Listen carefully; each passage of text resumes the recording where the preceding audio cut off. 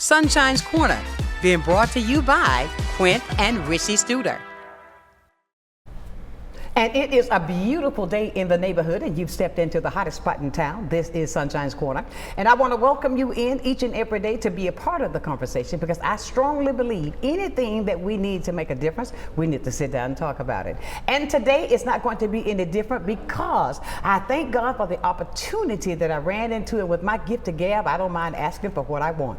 Last night I was at the downtown at Seville Quarter, and we had the opportunity. There was a meet and greet for the gubernatorial candidate, Mr. David Jolly. And I said, look, excuse me, Derrick, I got to go make my way. And I believe I'm a talker. And Derrick, I want to thank you also for getting up, coming in, because I believe that from all the things that I heard, let me welcome you into my show today. Thank you, Sunshine. Sunshine. This is a wonderful way to start the day. Yes, it is. Sunshine. Exactly. But I say that, and as we were listening, and I was listening to you last night, and I was listening, and the fact that you are a Democratic gubernatorial candidate, right? And that is put a smile on my face anyway. I'm just saying. But we haven't seen a successful one in a long time. You got that right. Until now. Until now. That's you know, right. I always tell everybody, change is necessary. It may not feel good, but it's absolutely necessary. Right. And that's what you're bringing to the table. That's right. Thank you so much for agreeing to talk with us today. Course. So I can introduce you to our community. Yeah. Our community needs to know that we have someone that has value for the community. With all the stuff that's set up now that we're dealing with, we need somebody with that positivity, somebody with the outlook that they can see beyond separation. Yeah, I sure hope so. And my wife and I live down in Pinellas County. We have a 6-year-old and 4-year-old. This is a lived experience for us. You know, we have an affordability crisis in the state of Florida. We've experienced a decade of culture wars where we're punching down at people, we're marginalizing people. I think it's wrong. Look, I've had the opportunity to live in Miami. I've lived here in Pensacola for about 5 years, maybe about 20 years ago. I'm also a person of deep Christian faith, and our family is oriented around faith. My father was a pastor. My mother served in ministry with him. I grew up in a Christian home.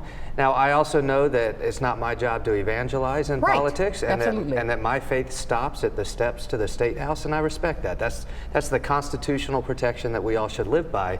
But I do think there are certain value orientations for all people, whether you practice any faith at all or no faith at all, that this state has gotten away from. Absolutely. And it's okay to talk about that. Not in the way that, frankly, my Republican friends sometimes talk about family values. That's a whole other conversation. Oh my God, tell me about it.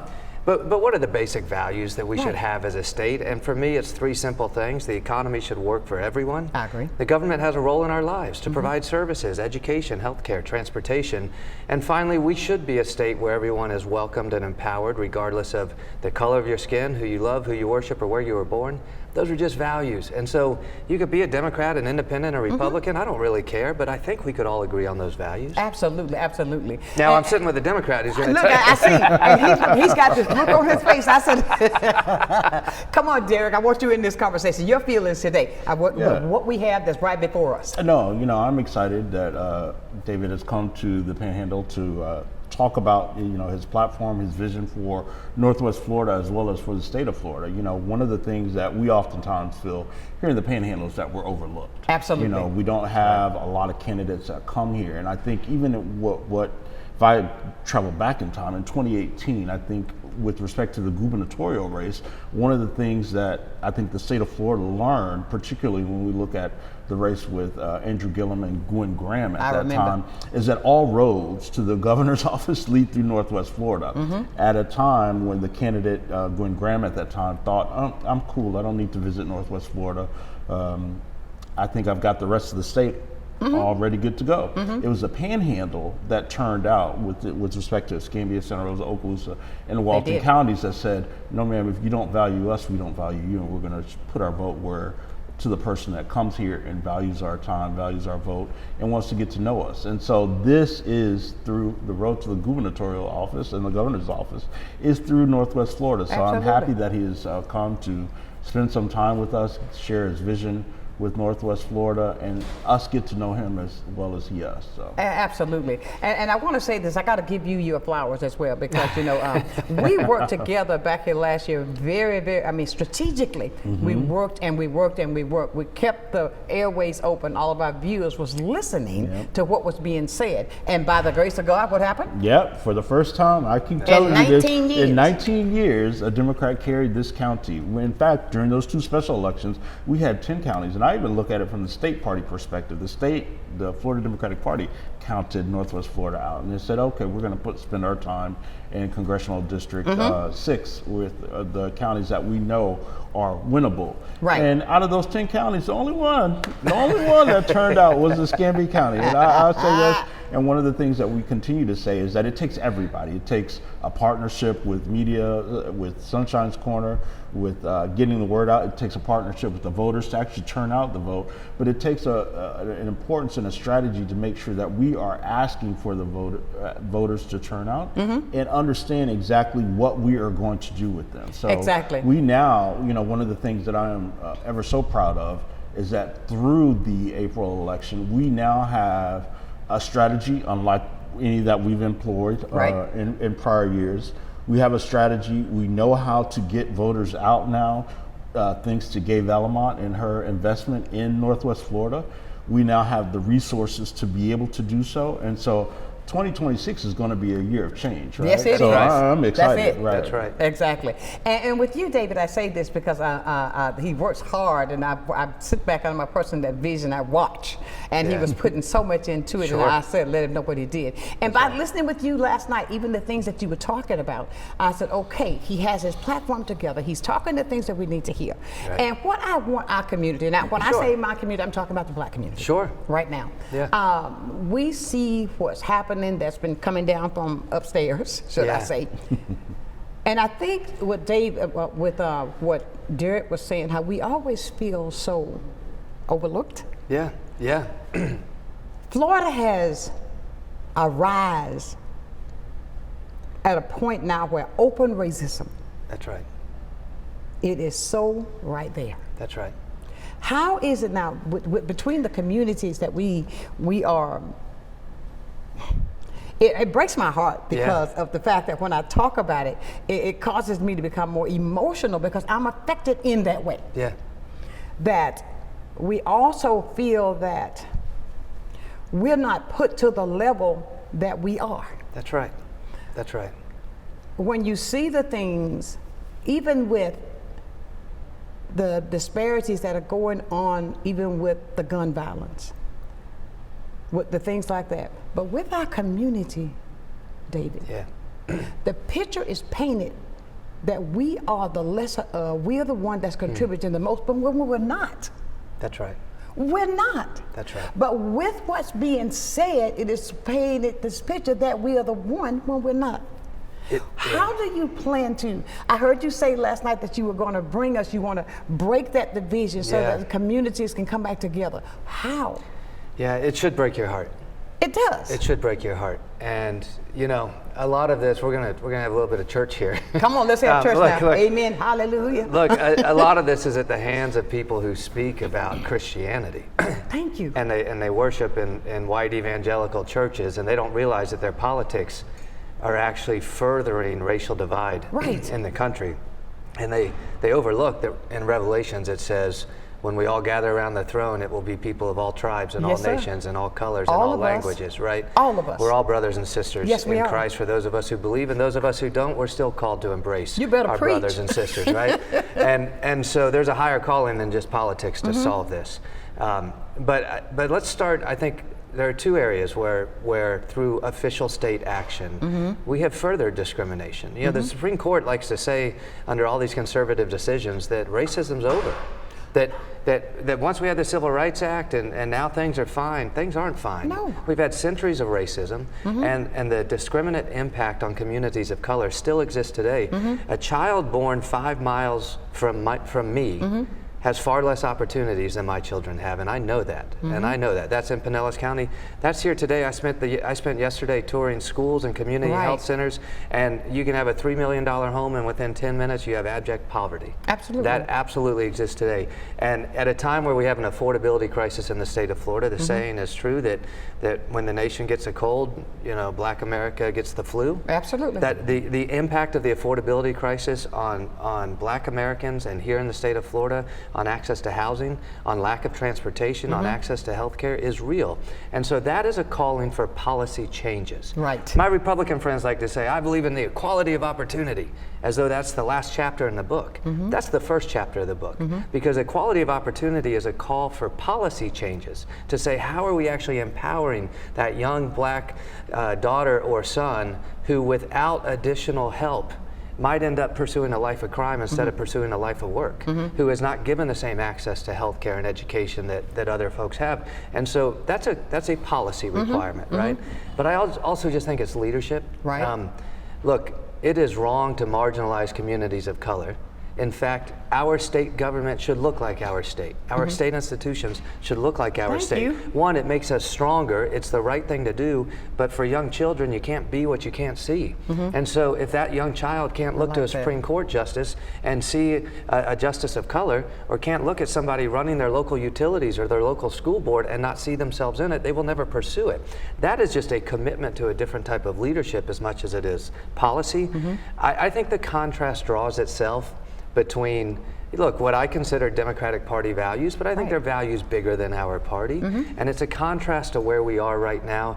Next November is going to be an opportunity for change or more of the same. Exactly. And we're offering change. Absolutely. And this is what we want to listen, for all of our viewers today, please take the time. And with him here today, I always open up the phone lines. Great. If there's someone who has something you would like to add to the conversation, because I could sit here and talk to him for hours, because I got a list that long. But I don't want to take it all up, because I want to have everybody to have the opportunity. 850-432-7768, that is the number where you can be a part of the conversation, because that way we're all a part of the solution.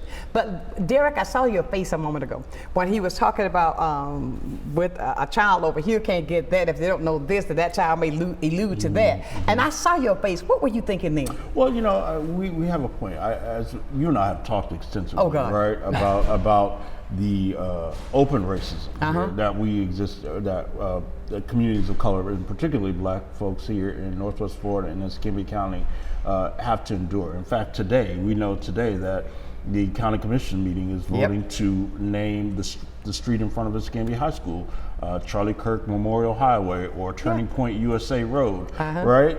These are the things that are that we endure on a daily basis. And so one of the things that I think is paramount is trying to find what's going to be the unifier, or what's going to be the thing that looks at bringing us or not leaving Black people behind. We see from a national standpoint, Black unemployment has continued to rise. Yes, right? it has. And certainly the Escambia County, Northwest Florida has felt the effects of that as we continue to move forward. This is something that is going to have to be a purposed and deliberate thought into legislation, gubernatorial appointments, things of that nature that are going to have to turn around for Black Floridians. I continue to say my message is always the same. What's good for Black folks is good for everybody. Absolutely. Right? And that's the message that I always continue to preach. That's the spirit in which I operate, and so for me, the candidate of choice is going to have to embody those things and make it deliberate as we move forward. Absolutely. I'm going to give you the off-the-wall question. Sure. What do you think promotes? Why is it that even with, I always say, the big house? Yeah. Why is it that you think that we are so targeted? What is the fear of that you want to take away? I believe that you don't want to take away something that's not good, so that you are fearful of. Yeah, that's right. Why is it that we, as people of color, we are targeted? Yeah. What is it that we possess that you don't want to be further shown to the world. That it has to be something powerful. Otherwise, you wouldn't want it. Or you wouldn't want to stop it. Yeah, I think the why is answered pretty powerfully. The answer to that is ignorance is why. Ignorance and power. And power. And look, you never know what's in someone's heart. Exactly. But you sure know what's on their lips. Absolutely. And we hear racism every single day, and Every we've seen it, and we're not past it. And I think in the past, even my old party, when I was in Congress, I was a Republican, right? It's been almost 10 years since I left. But there were at least leaders in the Republican Party then, I was one of them, that would push away those voices, that would quiet those voices. We would hear it and call it wrong. What John McCain did to the woman who said, Barack Obama's a Muslim, he can't be a good person. And McCain on international TV says, no ma'am, yes, that's he's right. a good person, right? There were voices trying to keep it at bay. Unfortunately, I think we saw leaders rise who gave a permission structure to unleash it all. Thank you. Okay, it has always been there. It's there today, and it's not going away. What happened in the last 10 years is our leaders gave a permission structure to say, hey, this is just an opinion. This is just okay. Exactly. It is not okay. It is wrong, and it should be denounced. You know, the other opportunity I think we have around this conversation nationally is, after George Floyd, I had a good friend of mine was the chair of the African American Studies Department at Princeton. His name is Eddie Glaude. He does a lot of TV work. I said, Eddie, come on my podcast and teach me in front of the audience. Teach me what I need to know as, you know, a young white kid who grew up in a white church, who lives in a white community. Absolutely. Teach me. And the one thing he said, and I'm almost ashamed that I was almost 50 years old before I had learned this, he said, what white America doesn't get is providing justice for George Floyd doesn't take justice from you. Thank you. Providing economic opportunity for the young black youth does not take economic opportunity from you. And so this push towards equity is not a zero-sum game where it takes white America to give up something for black America to have justice and equity. Exactly. And that is a national conversation we should have. I would suggest we need leaders across all sectors, from politics to industry to civics to our churches, in our white churches, who are willing to share that message. It's a message I try to share in politics. Absolutely. Ladies and gentlemen, we are having a fantastic conversation. I want you to be a part of it. We got to go take a break, but when we come back, we will continue with the gubernatorial candidate, Mr. David.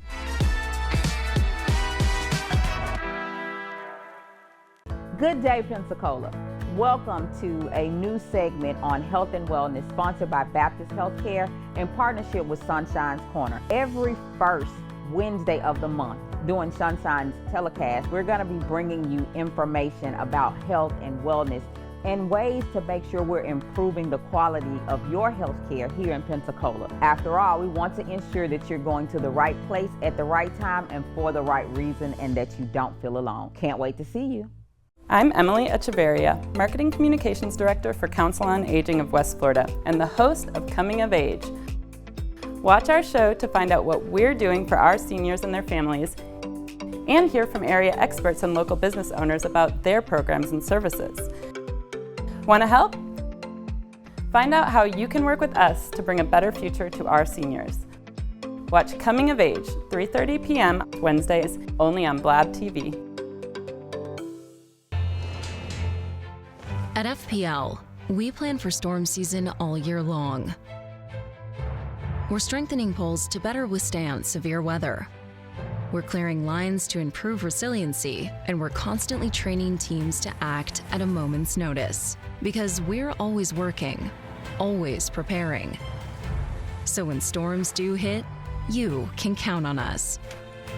FPL, working for you every single day. For the past 5 years, Blab TV has worked with the McCullough Institute and Plastic Surgery Clinic here in Gulf Shores to get our message out to the public. Blab TV works.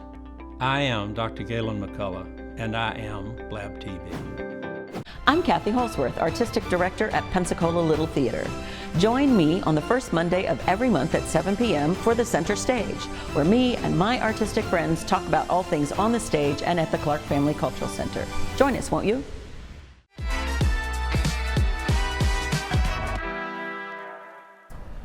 And welcome back to Sunshine's Corner on this beautiful, beautiful, almost fall-like morning. He's gonna rise today though, but it was nice this morning.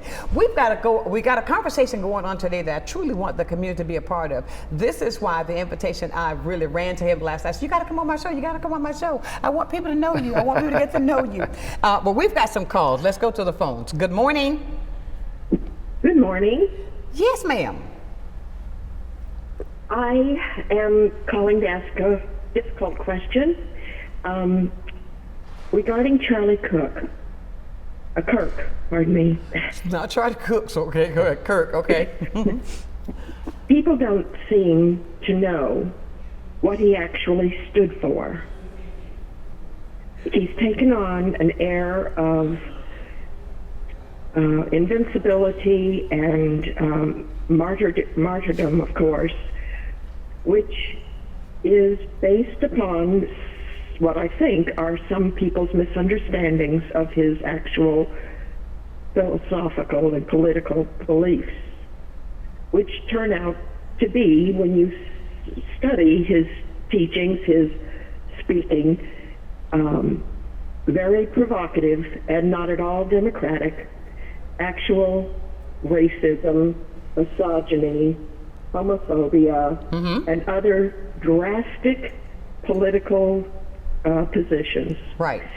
It doesn't necessarily seem to be that, also Christian nationalism.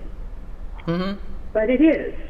Now, as a result of his death, in the immediate aftermath, people who have jobs in the military, high-ranking jobs, teachers, ordinary people of any type of profession or business affiliation are being purged, intimidated, fired, whatever, from their jobs because they happen to have some reference on their social media pointing out those sorts of issues that Charlie Kirk stood for. So this is a tough one. Okay, go ahead. I want to ask you to go ahead and ask the question because we got so many other people behind you. What can we do to turn this tide and get people to unify and recognize they're worshiping, apparently, in a sense, somebody who is not what I think they think most of them think he was. Thank you. All righty. Look, I think this is a very unsettling time for the country. I think there's a lot of uncertainty. I say that as a candidate, I say that as a father of 2 children, and at times I'm not sure we can pretend that we know how the uncertainty ultimately ends. Right. And I think we have to return to our values broadly. We should all condemn hate and violence. Absolutely. All types of hate and all types of violence are condemned on all sides of the political arena. I think it is wrong, the attack on speech that we are seeing from the hands of government right now at the federal level, from the White House on down. Speech should be protected. I think as temperatures cool a little bit, we should have the conversation that the caller was referring to. Right. Look, Derrick and I are registered Democrats. I don't know your party affiliation, but Charlie Kirk called us maggots and vermin. Yes, he did. He called on Joe Biden to be executed. Yes, he did. He said that the Civil Rights Act never should have been passed. Never should have been passed. He said that black women aren't intellectually as capable as other people. Exactly. Those aren't words that we should accept. No. And if they are in the arena of public conversation, which was what Charlie Kirk embraced, the arena of public conversation, then to my Republican friends who are attacking speech right now, I would suggest the greatest way to honor Charlie Kirk is to allow people like the 3 of us to bring up these points and to have these conversations and to continue the conversation that Charlie Kirk started, not to try to end it and to suggest that if you want to exercise your speech, you're going to be hit with the hammer by your employer or by your government. Exactly. This is terribly unsettling right now. I think we all know we have to be careful with our words because the reflex after an event like this can be very dangerous. Right. but that doesn't mean we resign over the principles that we all hold. I agree 100%. Ladies and gentlemen, let me say, you know that we are under construction, and I say this every single day. We are rebuilding the studio. To God be all the glory.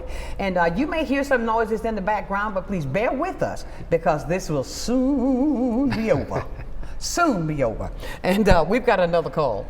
Good morning. Good morning. Yes, good morning, Jeff.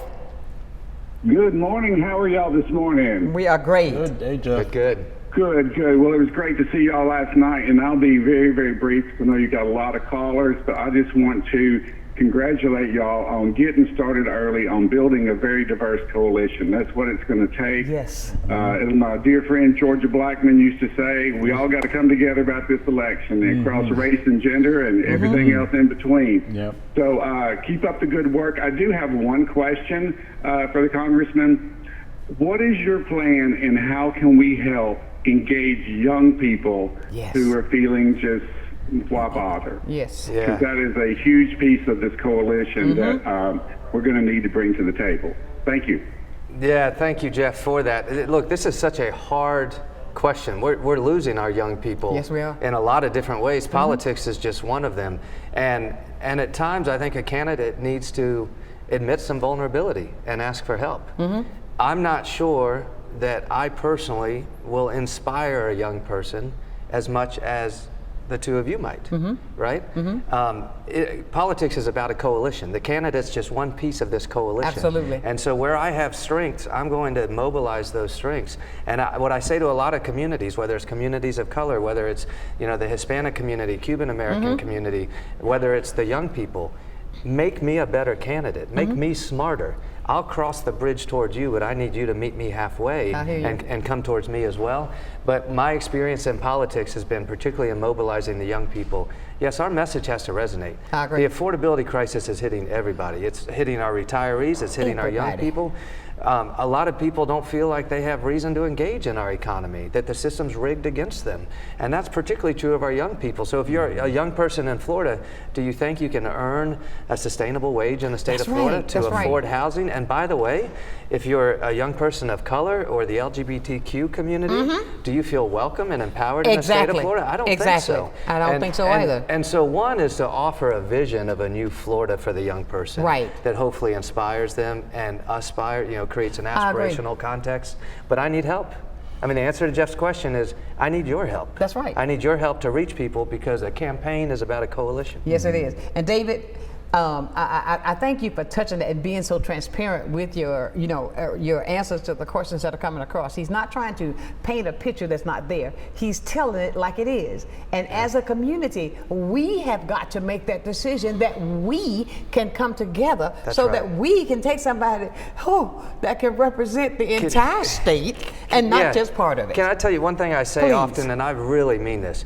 I know we can win this race next November. For the first time in 30 years, I know a Democrat can win the governorship. Right. However, it is not that David Jolly's going to win the race. That's right. It is not that David Jolly's going to win the race. We often look at politics and we say, Barack Obama won, or Donald Trump won, or Ron DeSantis won. No. Voters chose a direction. The candidates just happened to be on the ballot. This is about Florida's voters this cycle saying, we want a different direction. David Jolly just happens to be the candidate. This is about us, not about me. You can't quit smiling there. I like it. He is smiling, but I mean, it went from here to here.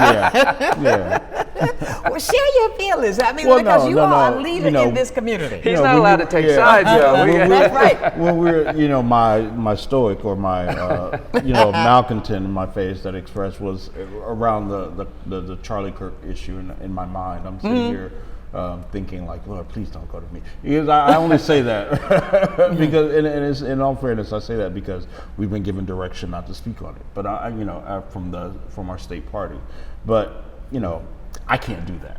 That's not me. And number one, I think the leadership sometimes can be a little bit skewed or have a lens and look at it from not a personal colors lens, point of view, and it's been challenging.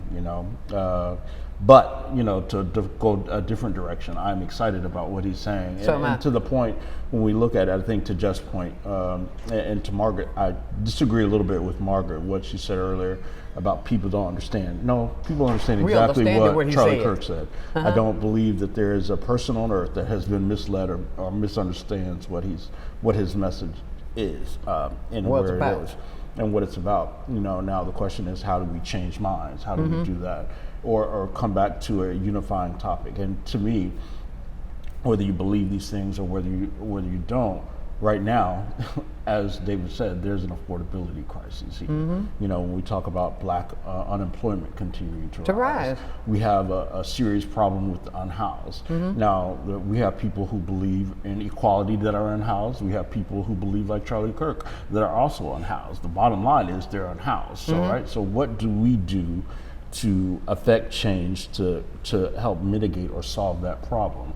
And that's what I think issue-based campaigns and candidates need to focus on, is like, look at where our issues are. We have a property insurance crisis. I sit there every day. You know, I have a couple of pieces of property, and I'm like, Lord, please, you know, thank you, State Farm. You know, I don't want to lose it. You know, but I hear people all the time saying, I've been dropped from Citizens. I've been doing this. These things are happening to Floridians on a daily basis.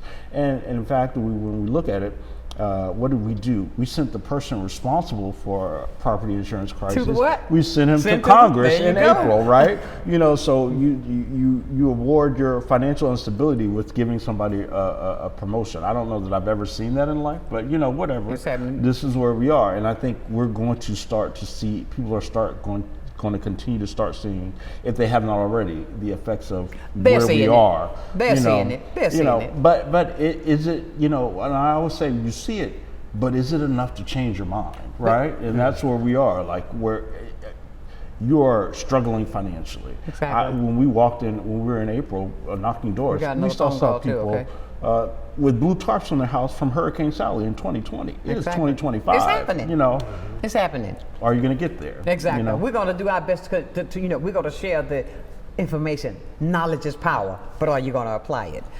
Let's see who we've got. Good morning. Good morning, Sonshine. Good morning, Derrick, and good morning, Mr. David. John, how are y'all doing today? Wonderful. Good, how are you? I have a quick question for you, Mr. Jolly. I wanted to just kind of ask, for people who are politically exhausted from both sides of the aisle, and listen to everything that's going on, everything that's in the news, everything that they read and shit like that, what is your suggestion for people who are exhausted with all the rhetoric and everything that's going on politically, or that's behind political aspect of dyad? Yeah. That's a great question. Get off your phones. Look, sometimes it's okay to take a break. My wife and I have this conversation a lot.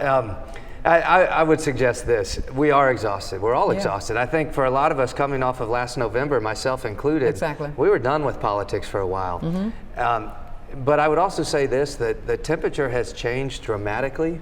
We are seeing a change coalition in Florida and across the state, or across the country, that should inspire us. We are seeing, for those who are Democratic voters or just want change, we're seeing Democrats overperform like they did in Escambia by 15 or 16 points. We're seeing that on the east coast of Florida. We saw in Orlando about a 20-point swing. So change is here. And what I would suggest is every cycle's different. The 2026 cycle is about change. Absolutely. And I would ask a question that's very aspirational of the caller, which is, if you have a chance to change the world, are you going to take it? Because that's what I asked our daughter, our 6-year-old daughter, when she said, Dad, I'm not sure I want you to run for governor. Oh, did she? She did. And I said, Sweetie, I'm not sure I want to either. I said, but if you have a chance to change the world, you take it. Take that you don't know if you're going to be able to do it or not, but we got a chance to change the world this cycle. I promise you we do. And I think that's worth taking. Absolutely, I agree. I'll tell you, we are having such a conversation today. It seems like the clock is ticking. He said, take a break, take a break, take a break. But I don't want to take a break. But anyway, we got to come back. We got to go take a break, and we come back. We are going to continue the conversation. I encourage you, do not sit there and murmur, you know, oh, I don't think. Ask questions. feel free to call and talk to this candidate. This is your opportunity. 850-432-7768. You can call or text, and we'll be back with more right here on Sunshine's Corner.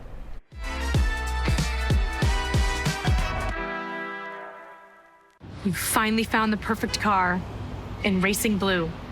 You even got them to throw in the LED fog lights for free.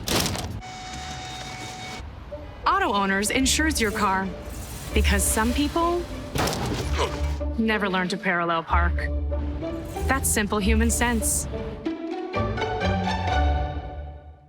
Ask the Messick Insurance Agency in Pensacola if Auto Owners make sense for you. Keep going, more. No, stop! Many who consider facial plastic surgery are concerned their results will look unnatural. But with over 20 years of serving the Pensacola community, his thousands of satisfied patients have made Dr. Derrick Jones a trusted reconstructive and facial plastic surgeon known for industry-leading results that look natural. Call 850-484-FACE to schedule a consultation at one of our locations in Pensacola and Gulf Breeze. I'm Dr. Derrick Jones. Trust your face to a facial plastic surgeon. At Pensacola Habitat for Humanity, we believe every child should have a safe place to grow. That's why we work with you and the community to build not just a house, but a home. She worked very hard to get this house. I really appreciate that because, if it wasn't for her, I wouldn't be here right now. When you help build a home, you build a future. Pensacola Habitat for Humanity. The Emerald Coast Utilities Authority's state-of-the-art materials recycling facility processes recyclables for communities throughout the region, lowering need for more landfills. This highly efficient recycling service accepts glass, paper, cardboard, plastics, aluminum, and more. But we need your help. Please make sure your recyclables are clean of garbage, food, and liquids. Also, please remember that plastic shopping bags, foam products, or yard waste are not recyclable. To learn more, go to livegreenecua.com.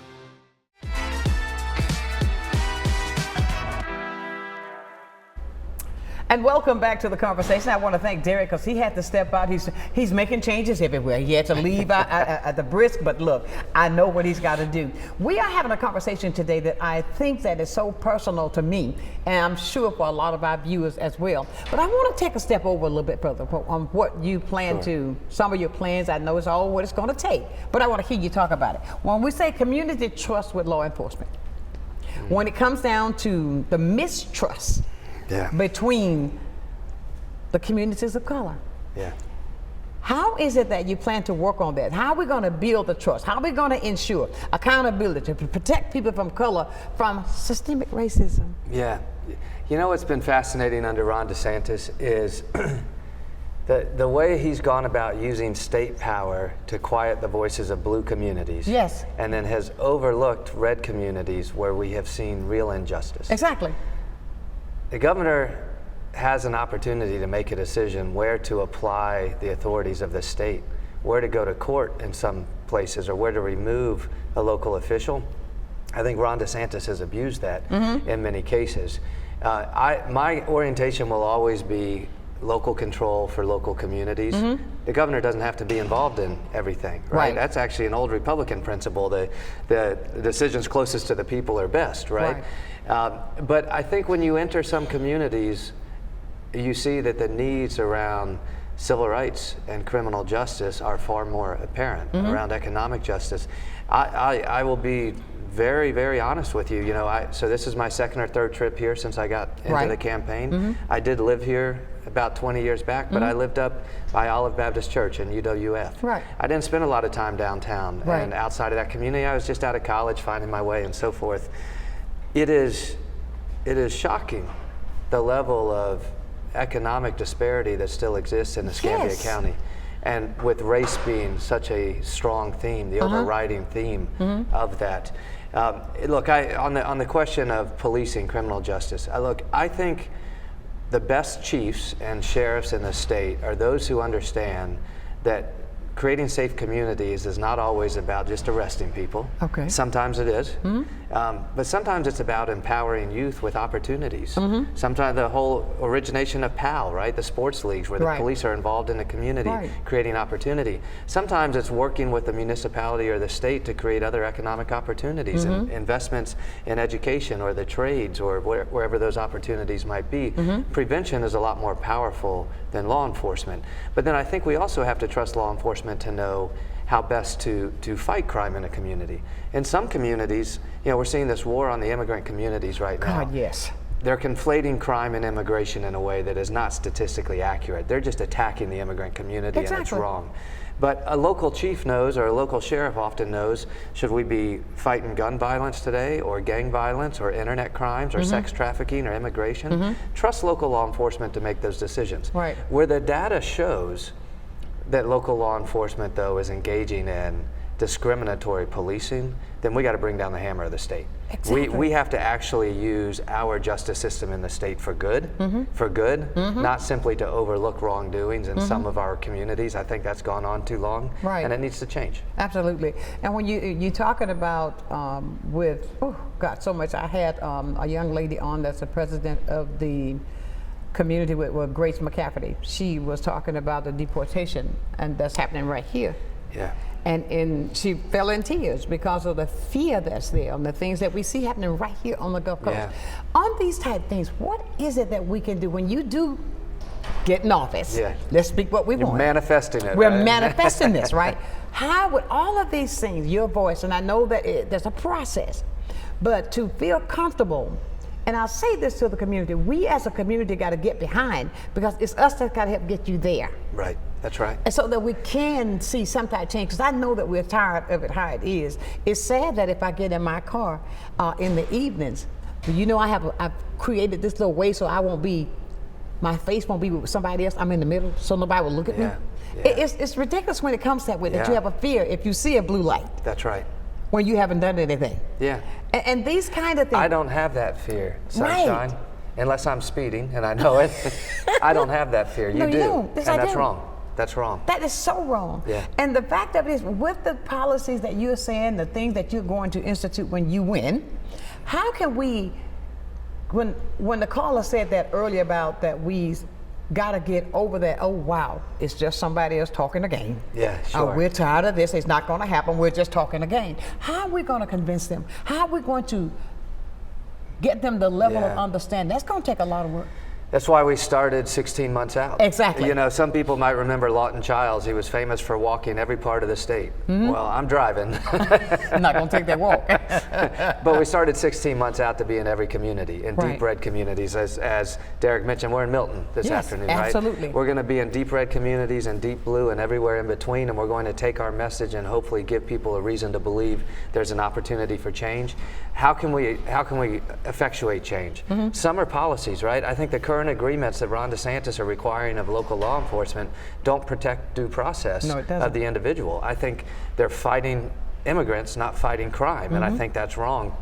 We know statistically there's a higher rate of violent crimes in our native-born communities than our immigrant communities. Right. This isn't about crime. This is about fighting our immigrant communities. So part of it is changing policies, changing those agreements, frankly, bringing back in-state tuition for dreamers.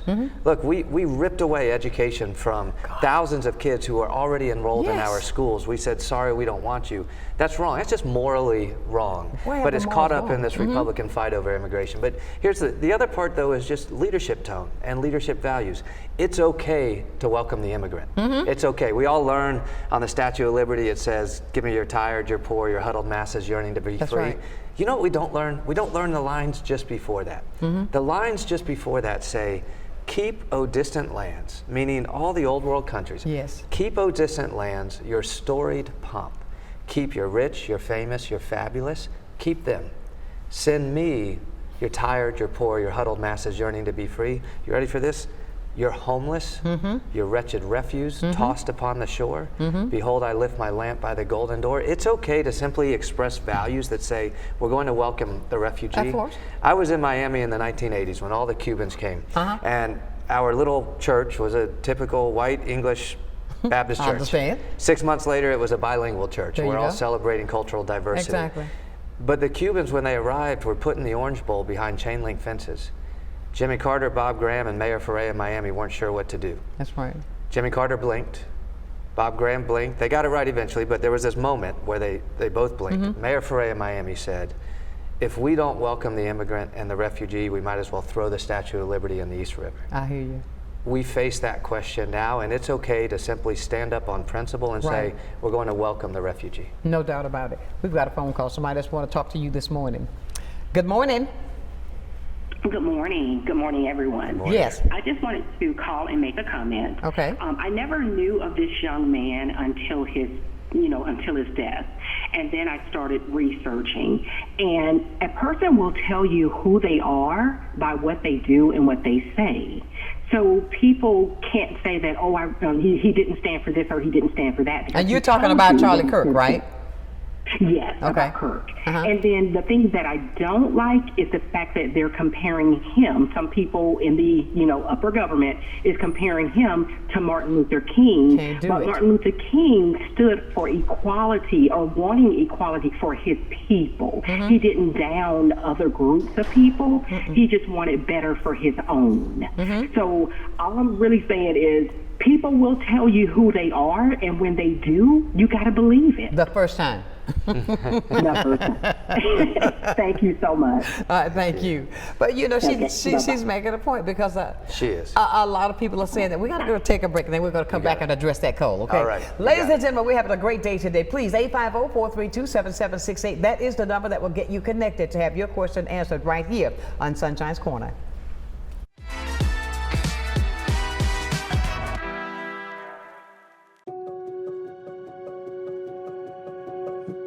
My name's Kelly McLeod. I'm the owner of Bella Magazine. Bella is a source of uplifting and inspiring content for the women of Pensacola. I think the magazine is just so thoughtfully done. There's a lot of attention to detail. The stories are really good. You've got seriousness, you've got fun, education, fashion. It just encompasses everything. Women are multidimensional, and so is Bella. From the efficiency of American natural gas and the dependability of nuclear power, to the strength of Florida's sunshine and the flexibility of advanced battery storage systems, we leverage a diverse mix of energy sources to power our growing state, ensuring reliable, low-cost power for your home or business whenever you need it. FPL, working for you every single day. At the Hearing Center, the journey to better hearing is unique. A medical model and a personalized, high-quality patient experience is the perfect combination for your hearing health care. Our audiologists take the time to listen and help you understand, while using research-backed practices for the delivery of hearing aids. Choose a professional, not a product, for the best hearing possible. The Hearing Center, a better experience because it's your experience. Well, I think it's all about local, and I'm a big believer in local. So I think anytime you can carry a message out locally, it's important. And I think it's anytime the person that delivers the service can also deliver the message, which is unusual. You have the people that actually deliver the project doing the talking, and I think that's a huge difference, and really makes a huge value difference for the consumer. So I'm really just so grateful that we have this local opportunity with Blab TV. My name is Quince Dieter, and I am Blab TV.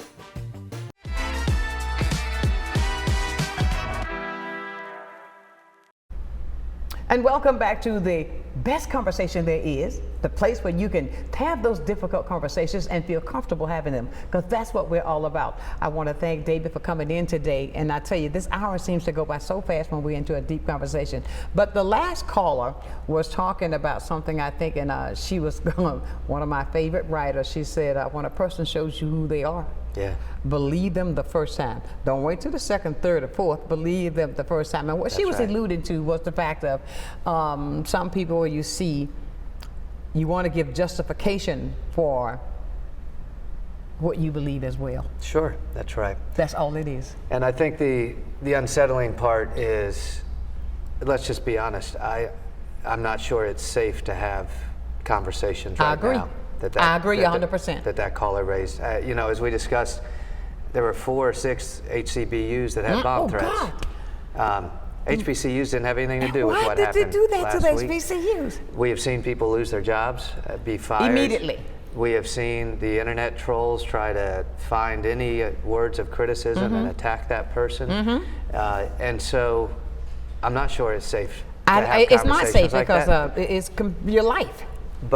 But I think there will come a time soon where it is. Exactly. I mean, we do seem to always find a way to return to a public arena for debate and ideas. And as I mentioned earlier, look, I don't support the words of Charlie Kirk. But for my Republican friends, the greatest way you can honor Charlie Kirk is to invite this conversation, not to try to quiet it. Exactly. They don't see that right now. Our Attorney General of the United States doesn't see that right now. The danger feels real. It is. Now they're going to face an inflection point as well. Are they really going to crack down on speech? Because that's a very dangerous place to be. That seems like that's where they are now. I agree. Or are we going to loosen the rules here a little bit over the coming weeks and allow this conversation to happen? I hope we do. Absolutely. And I want to say to you that I thank you for your transparency, for what I've seen last night and what I'm seeing today. Thank you. And I thank you for that. And I want the community to know this as well. We as a community have got to get out of this old cliche. Number one, you got to vote. Okay? I hear so many people in the community, well, my vote's not going to matter. Yes, it does. That is the loudest way you can speak. That's right. Coming up, get ready to make your decisions if you want change. Now, if you're okay with what it is, that's right. Don't complain. That's right. Just deal with it. That's right. If you're not going to do anything to try to bring about change, I don't want to hear you complaining about the things that's going on, and then you're not going to exercise what Dr. King died for. That's right. To get us that opportunities that we can support. And one thing I want our community to do is to realize this, so we can stop this. My Bible teaches me, I don't care who you are. You don't see it. He's not telling you not to love your brother. He said, love your brother as yourself. Love thy neighbor as thyself. Right. Let's get away. We know that we're having things. I want the community, I want the world to get over this thing because I have a beautiful pigmentation. Don't bother me because of this. Yeah, that's right. Love thy neighbor as thyself. That's right. Why is it? Now, I'm going spiritual for a moment because I'm a strong believer in that, okay? Yeah. And they got to realize this for those who are saying other things. The Bible says when you do it to them, to the least of them, that's right, you've also done it unto me. That's right. So therefore, it's not what you're doing and all the hatred that I see that bothers me so bad to this day. Never did I think in my lifetime that I would see it come back to this. These are the kind of stories that my mother and father told me about. I'm sure. That's right. But I didn't see it like this. So we as a community got to come together, put your resources together. Let's find out how we can get people to go. That's right. To make that step, to make it better. Look, we all have to do what's within reach. Exactly. And that's different for everybody. Exactly. The challenges of life are hard. For some people, getting up and getting to work or getting your kids to school, or you're in a bad situation at home you're trying to get out of. Like, life is hard, life is real. Yes, it is. We're at an inflection point in our history, though, where we're facing a real hard question about what direction we're going. Right. We all have to do our part. For some, it's just promising to vote. Exactly. Registering to vote. Exactly. For others, it's going on, having conversations like this, having the show like Sunshine's Corner. For others, it's running as a candidate. That's what's within reach for my wife and I. Right. But if we don't do it, we're going to lose to some really dark forces here over the next decade. I agree. But I want to do this openly because I want to have you back as we continue with this. Please. So we can make sure that we keep the message going, because I think sometimes you got to say something more than once to get it out there. My dad was a pastor. Tell him what you're going to say. Yes. Say it, and then tell him what you just said. Exactly. So that means I got to be with you 3 times. You got that's right. No doubt about it. Now we're down to the last 4 minutes. And I want you to take those 3 minutes. Yeah. Okay? And I want you to talk to our viewers on what you are bringing to us. We are in a crisis nationally and in the state of Florida. We have an affordability crisis that's hitting everybody from Pensacola to Miami, Jacksonville to Tampa, everywhere in between. That affordability crisis is because of deliberate policies out of Tallahassee. The cost of housing is higher, the cost of car insurance, the cost of utilities are higher. Frankly, our public education system has been under attack for 20 or 30 years. The voucher system is actually failing Florida's families. It's not saving Florida's families. And we have a state where now people, based on the color of your skin or who you love, you feel unwelcome. Your vote is under attack, your democracy is under attack, your life is under attack. Those are wrong. That's all wrong. But we have a chance to change it. We have a chance to fix it. This is an opportunity for the state of Florida to win this race. What it comes down for my wife and I, we have a 6-year-old and a 4-year-old. The greatest opportunity cost of being a candidate on this race is time away from them, of not being a father who is present for our kids. But I believe if we each do our part, we can change the world. We can change the world. That's the lesson I had to my daughter. If you have a chance to change the world, you take it. That was the conversation we had with this caller. This is our shot, folks. This is our shot to change the direction of the state of Florida. And if Florida's voters, not David Jolly, if Florida's voters elect a Democratic governor next November, we're going to change the world and we're going to change the direction of the country. Absolutely. I tell you, I'm going to say something that this is going to make you smile. Every time you say that when you get to November, say, but it's not me, it's not David Jolly. It's not. Remember Burl Ives. Have a jolly, jolly Christmas.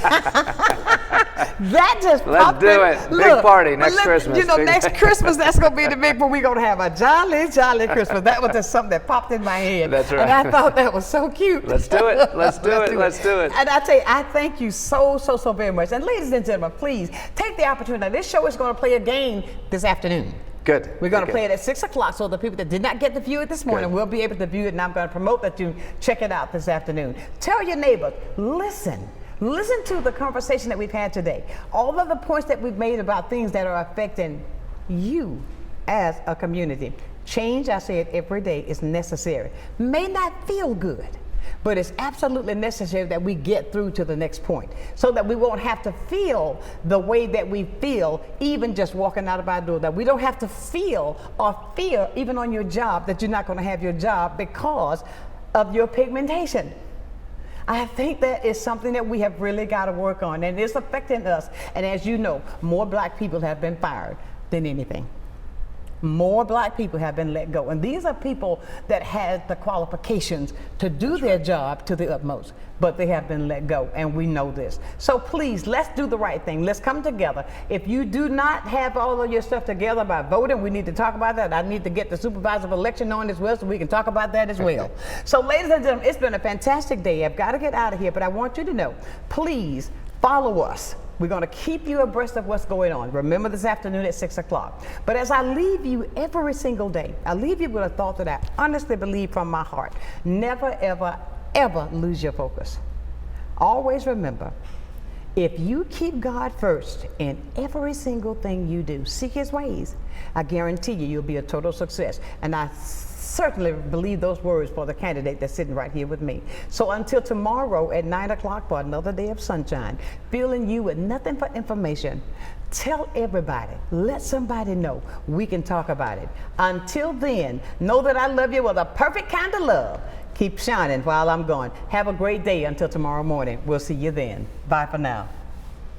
Sunshine's Corner, being brought to you by Quint and Rishi Studer.